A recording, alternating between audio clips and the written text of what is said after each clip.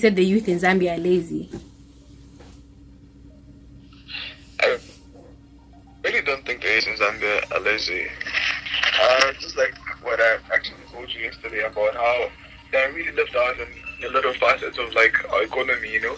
The thing is that most Zambian youths are actually technocrats. They go to university, get their degrees, and they're really innovative young people who just don't have the means to participate in a lot of affairs that are actually affecting the nation, or get the means to be entrepreneurs. You know, they lack funding. It's not actually very easy in Zambia to even have access to capital if you're a youth and you want to be an entrepreneur, you know. Yeah. I mean, however, when did capital ever stop good ideas from being good? If you're good enough at something, did you think you can pursue it to a level that then capital needs? The only thing capital will do is help it grow. But when it comes to starting, you can just start something even without capital. You can start researching about it. You can start building your brand, and then maybe proving like through your first five customers that, hey, this will actually work, and now I need a larger investment. So do you necessarily think that, and I also think that this argument of capital is what keeps people lazy, to continue thinking that I just need money. It's also an excuse to be comfortable, because when you also think about it, business is not an easy road. And any excuse that you have, you will take it, like just to continue just sitting at home in your comfort zone. But let's say even if you had $10,000, there's still very few people that would say, okay, you know, now I'll start. Meanwhile, the confidence will come from $10,000. When the $10,000 is not there, then it's like, okay, now I can't do anything, I'm nothing, and things like that. So I think sometimes the excuse of capital is just something to keep people in their comfort zone and say, look, I'm not going to step out and just have 2 people this month. Meanwhile, that's how everybody starts. Like whoever starts with 100 people, you know. Okay. If you really look at it from a broader perspective, the biggest problem that I've actually observed in like Zambian youths is the ability to spend more than they're actually earning, you know. And they're not really lazy people. These people really do work hard. But the only problem that I've actually observed is measured in their expenditure. When you look at most youths in Zambia, right? When they actually want to start a business, they want to start living the lifestyle of a businessman. They want to start dressing like a businessman, buying expensive suits, buying all these expensive things. They want people to notice that they are a business, like they're business people, you know. Yeah. So we find someone is actually spending more money as opposed to the current capital, you know. Yeah, that's so true. And that's the thing, like how many people, it goes back to being in your comfort zone and not wanting to be embarrassed. So even if you say it's capital, do people just want capital to be flossing and saying, oh, I'm a businessman? Or do they want capital to actually put in the work? Because you don't need capital to work hard. You could just work hard and the capital will actually come from your idea if it's good enough. Well, that's actually true, but again, you have to look at things from another angle again, you know. As much as you can actually have a brilliant idea, you can have a brilliant idea that can easily be stolen by people, you know. You can tell people about your idea, and they really take your idea, they can steal your idea. So, when I talk about capital, it encompasses for a lot of things. You can actually have an idea and actually patent it. And then, just getting a patent in Zambia, it's very hard. You have to pay for it. Not really. How much do you have to pay, do you know? It's a lot of money, actually. How much do you have to pay? Do you know? Okay. When you look at Pakra, yeah, they have all these deals that you do, right? Yeah. When you're setting up a company, it depends whether it's a private company, it's a limited company. All those issues actually come into play, and so in accordance to that, you're liable to pay according to what your company is, you know. How much do you think you need to pay?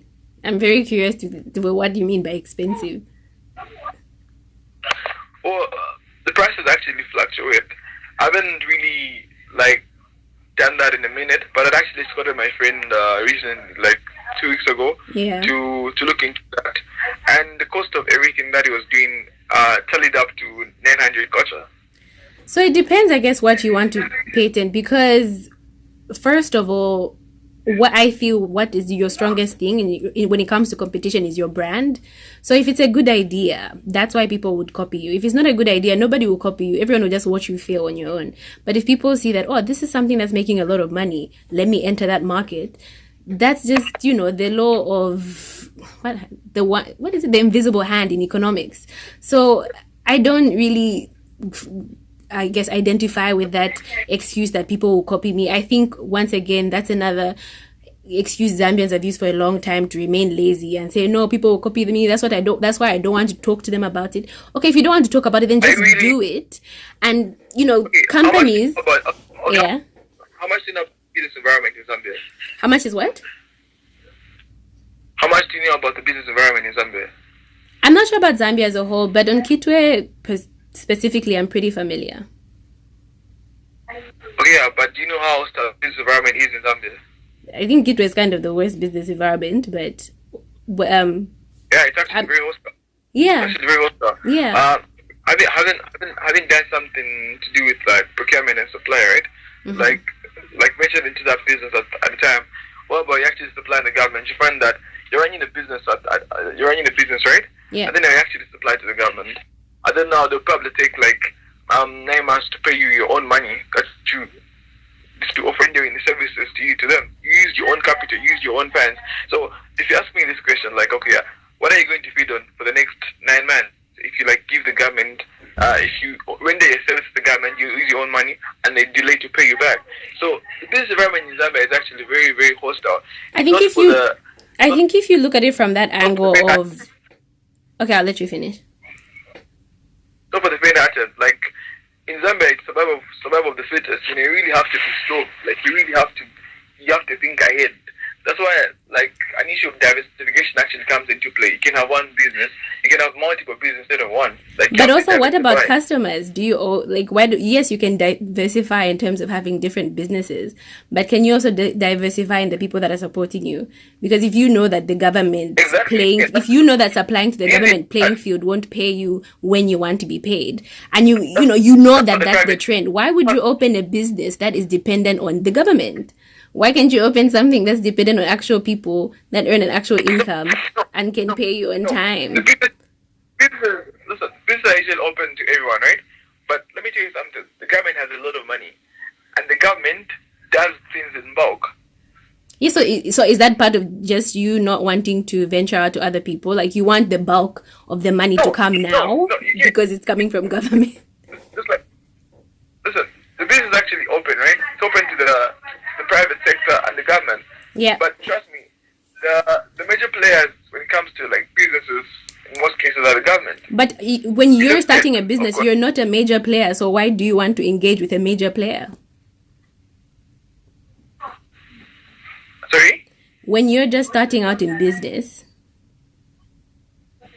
as a startup, you are not a major player in the economy. You're starting up. You need to build your portfolio. You need to prove your worth and prove that you've got some sort of leverage in the economy.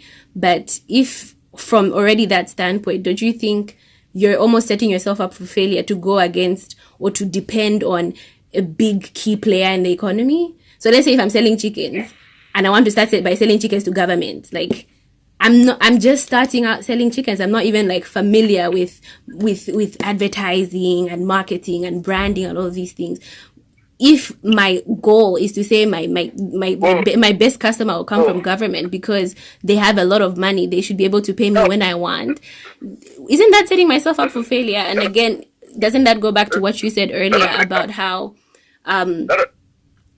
you said people just want to be identified as business women and women? It's like, okay, yeah, if the government's paying me, I'll definitely look like one of those people the government's paying me. I won't look like what my neighbor pays me. I won't look like what, Banakashani pays me. So it's one of those things, like, it depends what your motive is for entering business, because you can't start out and then want to play with big players like the government. That's a sense of entitlement, and that's a lazy perspective from my perspective. I think it's laziness. Well, I didn't really say per se the government. Listen, it was your example as being the economy. The point that I was trying to get across is that, like, that if let me like run it up for you. Like the different types of businesses, right? The businesses were like you really need the government. Like what And business? for instance, if you're looking at like maybe supply, like in Ndola, what actually happens is that there's a lot of construction going on, right? And Yeah. under the procurement, what's happening right now is that like when the government actually allows each contract to like big firms, right? Maybe like a $10 million contract, right? Yeah. The big are actually liable to subcontract small firms that are startups to get contracts from the big firms, but under the supervision of the government. That's what I really meant. I mean, LBC My friend- LBC exists to support startups, and we don't consider the government as having a stake in us. It's not even paid at all. Yeah, that's fine because you're just there for experience. You know that, oh, the system is wild. Me, when I graduate, I'm going to graduate with all of these people that have the exact same paper as me. Let me start standing out now. Let me start working for free so I can get my connections. Whoa. In first Like, year, no, but in first year, you don't have a child, you don't have whatever, you don't have responsibilities. Imagine you're coming from a place like McKinney, and the firm that you're working for is in Avondale. Wait, why did you get a firm in Avondale? Work in McKinney. And I'm really not familiar with Lusaka. Sorry, I can't really comment on that. But Kitwe, maybe giving the example in Kitwe, I'd understand. But I'm very illiterate when it comes to Lusaka places. I don't even know what the difference between McKinney and Avondale is. I know Lusaka, but I'm a Kitwe girl. What you really have to understand that it's not exploitation at all. In as much as you're trying to get experience, you're supposed to be given an incentive. At least transport. Yeah, and if you don't have that incentive, then that's laziness. If you're not able to pursue what you really love to do. Getting zero kwacha, zero ngwe. My friend has been working for the Ministry of National Development and Planning for the past 8 months and he hasn't been getting paid. Yeah, but that's a good example. Has your friend graduated? He graduated from the university. He has a degree. Okay, so very, very bad. No, imagine. Yes, When- I hear you complaining about your friend, and that's fine. But imagine if your friend got that internship, let's say in second year before he graduated, and then when he graduated, what was he studying? Economics. So imagine if he got his position now while he was a student, while he was still on an allowance from his parents, because students are usually on allowance. If they're not, then okay, yes, but they're still students. They don't have as many responsibilities. So imagine if they got that job when they're in second year, and now when they graduate in economics, that how many people are graduating in economics? So many. I have no idea of the number. But imagine them now looking for their real jobs. We lost our caller.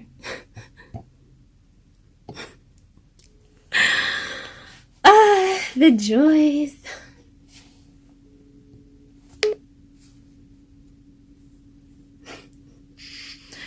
Hello? Sorry we lost you. Hello?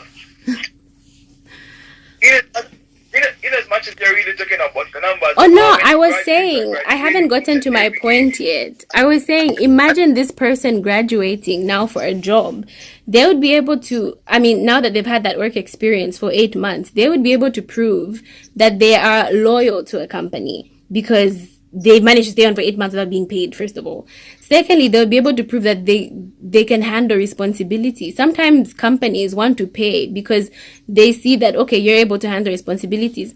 And it's also an area up my alley because LBC is looking to plug people into internships. We've currently got 3 students working right now as interns, and these are high school students. And why we're doing that is because we realize exactly what you're saying. We know that if these students go to university without any experience or starting to realize that they should be getting experience, they'll end up graduating in business, economics, or whatever with just that paper. So we want to start them young. We've started doing that with our LBC Dream Team programs. We started getting high school students getting internships at that level so that when they graduate, they won't be able to say, they'll be able to go to companies and say, hey, I can do more than just what I studied. I can do more than the person you're thinking of employing. I can do more than anyone that you're thinking of right now, like anybody else that's from my class, because I started this when I was younger. I'm able to prove that I can handle data analysis. So even the smallest thing, it counts. It counts at the end of the day to not be lazy and just say, oh, I just graduated with a paper. Like, okay, well done. I You should know, have you wore thought your gown and took your and pictures. but like that kind of thinking wasn't there in my time when Yeah, when I because was we were growing up. lazy. I mean, I think one thing I haven't mentioned is I'm also part of that group. Like I told you, I graduated with my diploma, and I started LBC because I'm one of those youth that I know I'm lazy. You're as a startup, you are not a major player in the economy. You're starting up. You need to build your portfolio. You need to prove your worth and prove that you've got some sort of leverage in the economy. But if from already that standpoint, don't you think you're almost setting yourself up for failure to go against or to depend on a big key player in the economy? So let's say if I'm selling chickens and I want to start by selling chickens to government, like I'm just starting out selling chickens. I'm not even like familiar with advertising and marketing and branding and all these things. If my goal is to say my best customer will come from government because they have a lot of money, they should be able to pay me when I want, isn't that setting myself up for failure? And again, doesn't that go back to what you said earlier about how you said people just want to be identified as business women and women? It's like, okay, yeah, if the government's paying me, I'll definitely look like one of those people the government's paying me. I won't look like what my neighbor pays me. I won't look like what, Vanakashani pays me. So it's one of those things, like it depends what your motive is for entering business, because you can't start out and then want to play with big players like the government. That's a sense of entitlement, and that's a lazy perspective. In from my perspective, I think it's laziness. Well, I didn't really say per se the government. Listen, it was your example as being the economy. The point that I was trying to get across is that, the different. Okay, let me like run it up for you. Like the different types of businesses, right? The businesses were like you really need the government. Like what business? And for instance, if you're looking at like maybe supply, like in Ndola, what actually happens that there's a lot of construction going on, right? And then the procurement happening right now is that like when the government actually allows each contract to like big firms, right? Maybe like a $10 million contract, right? Yeah. The big are actually liable to subcontract small firms that are startups to get contracts from the big firms, but under the supervision of the government. That's what I really meant. I mean, LBC exists to support startups, and we don't consider the government as having a stake in us, in what we want to do, which is connecting companies. Like you just said, you need you need the maybe like middle class companies to support the small companies, and that's what we do. And our transactions don't really, rely on the permission and look out for the opportunity of government for us to do that. We just think, oh, hey, in Kitwe, we know someone selling chickens, and we also know someone that just started up a restaurant. How can these two complement each other? I'm actually failing to see how government has anything to do with that kind of transaction. But at this point in time, I'm morally very critical about certain types of businesses, Like I'm so cautious, like about what to venture into and what not to. So yeah, that's just judgment for yourself. All judgment is self-judgment. What you think may not be what people are actually saying. It may just be what you think. My judgment is not really just personal. It stems from afar. It stems from research or like just having to analyze the market and like through observation, having to see how other people's businesses have actually like have been run, like similar business that I might want to venture into. Yeah, I mean, like I think you pointed out a very good market when you talked about procurement and supply. But like I said, it's a very tricky business to get into, thinking that you'll be playing on the same level with major players like government. Have you considered, or what do you think about somebody that's into procurement and supply, but they end up supplying all of these people that, there's a recent, I don't know about Ndola, but in Kitwe, there's a big movement towards building houses and people kind of just, building plots or whatever. That's a market I feel people haven't tapped into in terms of procurement and supply. I know somebody that's been very successful in doing kitchen units, for example. They're a startup and they've made phenomenal. They've covered phenomenal ground as a small company, a young guy, and Yeah, that's what he's yeah, doing. So again, I fail to see yeah, yeah. how blaming the government in that context would Listen, discount his business or discredit it. But what I do appreciate from your argument I is, I can give you an example of a business that's like that can be maligned to the government, you know. But yeah, like I in mean, terms we of can go supply, back and forth about government being in but in terms play. of But my point is to supply, right? start. To When it start. comes to the private sector, you can equally do that as well. Like you can supply the private sector, for instance, like okay, there are different types of firms, like most banks, right? You can actually supply them with stationery. You have to like write a proposal and stuff like that. No, you But can't. That's also a major player. You have to have some sort of leverage. you So can the only time I think you can supply a bank is if you've got some sort of portfolio to say our brand is good I have enough. that. Pardon? NGOs do that, right? They actually post on like maybe like what Zambia's, right? Who? Like they want people to actually with certain types of contracts. Who? Certain NGOs do Like who? post pass. Which NGOs? Pass, World Vision, like they actually do post these things. Okay, for instance, maybe okay, they need people to actually supply them with this and that. They need people to actually supply them with like okay, the people that they need to subcontract people to like offer transport services to them. Like companies do that. A lot of firms do that. They post that on Go Zambia Jobs, and people actually write their proposals and start bidding for contracts at the latter. Yeah. And which ones are the ones that are chosen? The ones that have built their portfolio and have something to show, and now the NGOs will have confidence in them, or the people just selling ideas? Who has a better chance of winning? Listen, that's why it becomes a bit tricky, Who has Sometimes, like in Zambia for a startup, right? Mm-hmm. Like there are a lot of expectations that come into play. Like it might what? be a startup, but there's so much expectations. Like there's so much things expected of you. Like they want what? you to have built certain type of CV. Like okay, you've done this and that, despite you being a startup. Yes, but It's that's like the thing. finishing As a startup, you can't always stay a startup. You need to, like even us, next year we're having our 20,000 kwacha competition where we're investing in a startup. We're giving away 20,000 kwacha. But this year, what we're doing differently is we want companies that have just are actually operating. So if you've been in business for 2 months, we want to say we have confidence in you. Keep going. Here's 20,000 kwacha. So it's back to working hard. Don't be lazy. Start something, and when you have something to show for it, let people then jump on board and invest. But if you have ideas, it's good to invest in ideas. We've done that for the past 2 years now. We've invested in people that have just ideas, young people, giving them 20,000 kwacha, no strings attached. And it's really up to them, you know what I mean? It's really up to them putting in the work. It's not up to us to now start bothering the government about it. It's up to them and what they do with that money.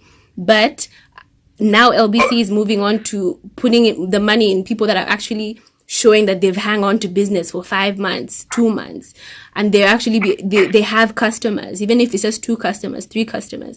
Those are people we're willing to work with, because we realize some people can have good ideas, but good ideas are not things that are just theory based. Good ideas are things you can prove to have worked. Whether that has happened with 2 or 3 customers, we want to support that as LBC, but we're not going to support people that are lazy. And like I said, the youth are lazy. In terms of what you were saying, all of what you were saying is very true, and I appreciate it. But it's like young people just do not want to prove themselves long enough. You want to, yes, get all of these contracts, but what have you done before that to prove yourself? Let me tell you something. I really like your idea, and it's actually very enlightening to know that there are firms out there who would actually go to those extremes to really appreciate a startup that has been running for approximately 2 months and all that. But let me tell you something about Zambia from what I've actually observed. Let me give you an observance analogy, or working, because observance is lazy. Have you done something? Okay, listen. Observation and actually working. Sorry for that. Okay. So listen. Good let me give you this let me give you this analogy of a student who actually finishes university, right? This person was actually in university for a period of like 4 years, right? Yeah. And then now, as soon as the person finishes, right, there's an advertisement for like an internship, right? Yeah. And then that advertisement for internship internship. It's like, okay, it's a graduate program for people that finish in that particular year, Yeah. and they expect that particular student to have had like 2 years worth of experience. Now apply that to firms. Like, okay, that's what. No, that's like the same situation that happens to like students. That's what happens to people that have got startups that have been running for like 2 months. They expect your startup to have been running for like 2 years and have been like very successful, like to have done a lot of things, in terms, but at some extent, like in as much as this environment is actually very hostile, it's also very corrupt. Like, can I comment on that one before we get into corruption? Can I just comment on the experience part? Yeah. So when you think about graduate programs or graduate entries and they ask for experience, let's say you're graduating from UNZA and you studied, so what kind of graduate programs are you talking about? Like at banks? Because I've heard of some at banks.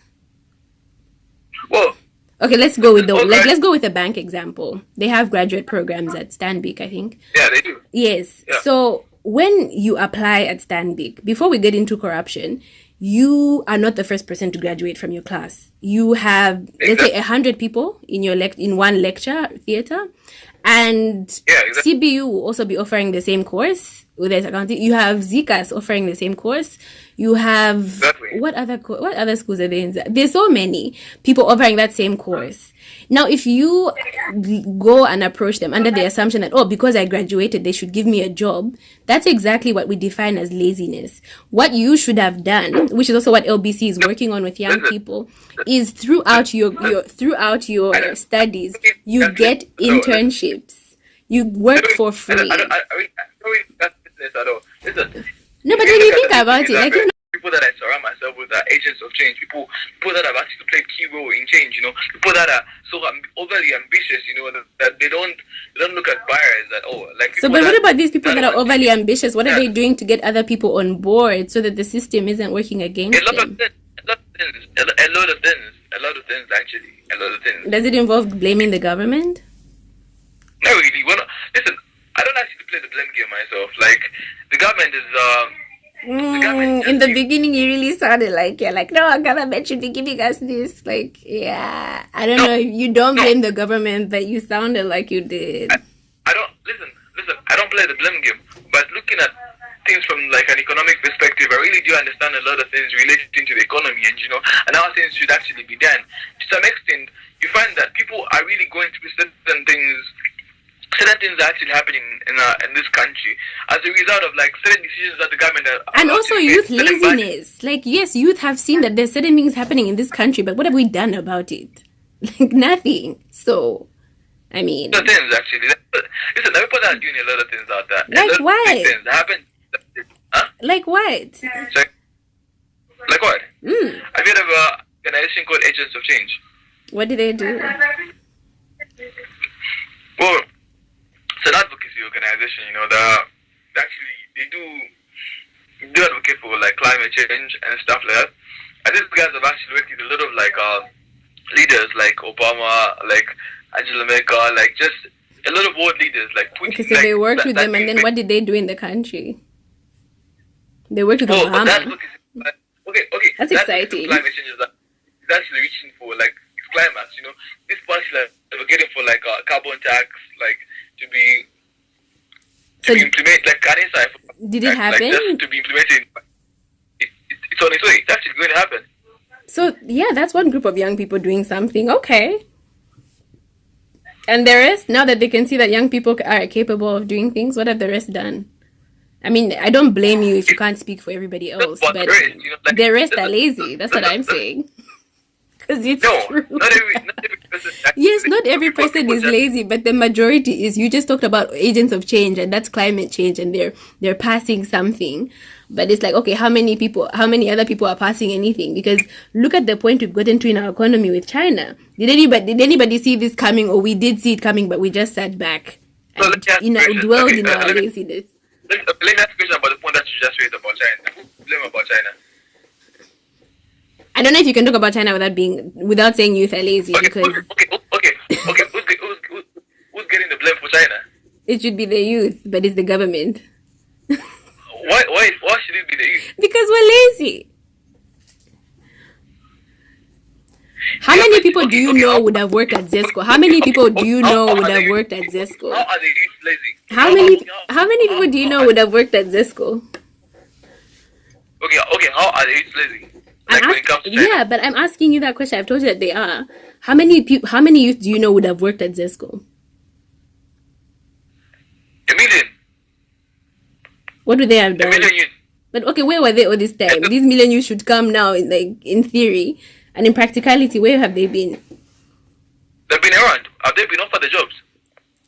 Should they be offered? Just like opportunity in Zambia, should you be offered or should you? You have to. In Zambia, you have to be offered the opportunity to get a job. You just don't go and demand for a job. Are you going to demand for a job at Zesco when you go to Zesco? I mean, isn't the agents of change? Didn't they demand that change? I mean, if you let's say like you're saying, let's say you wait for that offer, right? Like you're saying you should be offered a job, right? Yeah. So in the meantime, if you're not being offered that job and you're not doing anything, can't you classify that as laziness because you're waiting to be offered a job? Because what are you doing in the meantime before you're offered? Whoa, let me tell you something. In as much as people are actually applying for a person can actually apply for a job at Zesco and they're not being offered that job, those two resort to applying for other jobs somewhere else. And then what would they be doing in the meantime? That's what I'm asking. Sorry? In the meantime, I'm asking, what would they be doing? Looking for other opportunities. Okay, no. So now it's going to looking. Before we were saying offering. You're waiting to be offered. So it's only when you're waiting, that's when you go and start looking for other jobs. Why can't you just initially start off and be proactive? Why can't you just start off as being that person that says, I know I won't be offered. Let me go out there and, present myself. Let me go out there and look, like you're saying. Why do you have to wait to be rejected or told to wait? Why do you have to wait for that part before you go out and look? What are you in, by the way? Are you there in school? No, I'm not. What does that have to do with anything? No, let me ask you a question. Are you done in school? I am. I have a diploma. Yeah. Oh yeah. So like when are you graduating? I have a diploma. I have graduated. But what does that have to do with my question? Well, what you really have to understand is that just like you said, all the points that you really relate to me like that, okay. But what I'm going to tell you is that when you finish school in Zambia, yeah, you can get a marriage, you can be a studying student, right? The procedure to get a job is actually very straining. It's a very straining procedure. I agree with you 100%. But what am I? Okay, if I know it's training, what am I doing about it? Listen. Mm-hmm. People I think you really have to. Sometimes subjectivity actually plays a key role in people having to understand how things are really run or the position that some people actually feel exposed to. That's very true. I agree with that 100%. I mean, I have my diploma in law from UNZA. And I do hope to pursue a degree in law. And look at my situation. Look at how the bar exams work. 8 people out of 200 and you go pass the bar exam. But can I really just sit down throughout my whole degree and say, when I finish, I should pass the bar exam, I should be given a job? It takes a lot of hard work to finish, and actually takes even harder work to pass that bar exam. If I'm not given a job, can I not have used that time to venture out? I agree with you in terms of subjectivity. Okay. So, I'm not sure running right now. How did you get the starting capital? Which one? LBC? Yeah. Starting capital to do what? To pay our winner or to just run? Because we only pay our winner once a year. Just start the business going. So, as a student, I get an allowance. And with that allowance, for a whole year, I'll be saving. So, our event is annual. It doesn't happen every day. It happens once a year. So in between February and next February, if I save 20 kwacha per week, I don't know if you want to calculate that. Did you get the allowance from your parents or the university itself? 20 kwacha per week. No. Did you get the allowance from the university or your parents?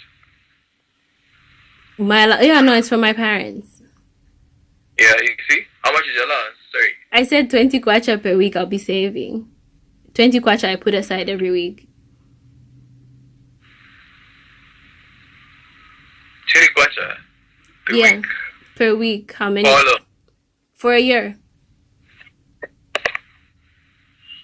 What does this have to do with being a year. lazy?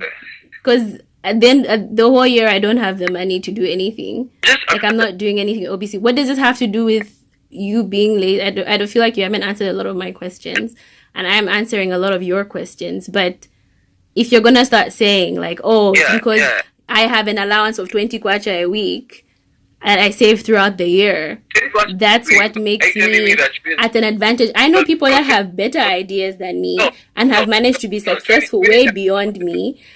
One of my good friends that has number, because they say 20 times 12 is probably like 20 or 40 kwacha, right? Mm-hmm. Don't you think it's also to some extent laziness to compare yourself to people? Because I could also easily compare myself to Beyonce and say that it's not fair. Beyonce has this, me, I don't have. No. And at the end of the day, Listen, I start to misuse my opportunities. Listen, at the end of the day, what you really have to understand that it's all about opportunity cost. I think it's also about laziness, because what are you going to do with some of the opportunities that you're overlooking? No. Opportunity cost actually plays a key role. Listen, you might have, despite how limited your opportunities are, but as long as your opportunities do exist, you're exposed to an opportunity. But the people that have zero opportunities, Like what? Define what zero opportunities are. Is it zero opportunity? What do you mean by zero opportunities? Listen, I feel like the fact that you have arms and legs is an opportunity. If you don't like, if you have arms, legs, and eyes, don't you think that's a bigger opportunity than somebody that doesn't have them? What? That's not the kind of No, I've answered a lot of your questions. Sorry, anonymous caller. I've answered a lot of those questions. Don't you, please answer mine. If you have arms, legs, and eyes, a mouth, you have ears, you have a nose, don't you think that's opportunity compared to somebody that lacks even one of those things? Don't you think is that not considered opportunity? Okay. I don't think that. I don't. Please answer that question before we proceed, because I've answered all of your questions. I think it should be fair if you answer mine. Doesn't really apply to anything. Having hands and legs and it doesn't apply to anything, and people that don't have arms and legs. What I'm trying to tell you is that, no, but hold on. what I'm trying to I've answered all of your questions, and you asked me a very good personal question about where I get my money from. Please answer how having arms and legs doesn't apply to having opportunity. What do people that and people that don't have them, do you think that they feel like they're at a fair advantage, like they have the same exact opportunity as somebody that has arms and legs and eyes? So if I don't have eyes or ears or arms or legs or whatever, does that mean I have the exact same opportunity as somebody that does have arms, legs, and eyes? Removing money aside, please answer the question. I have answered all of your questions respectfully, and I've appreciated them. But I also would appreciate you answering my question by what you mean by lack of opportunity. Are you saying lack of opportunity is only monetary? So if you have arms, legs, and eyes. Let me break it down for you. No, it's a yes or no question. It's a yes. I don't need a breakdown. I need you to answer my question, just like I answered your questions. Be like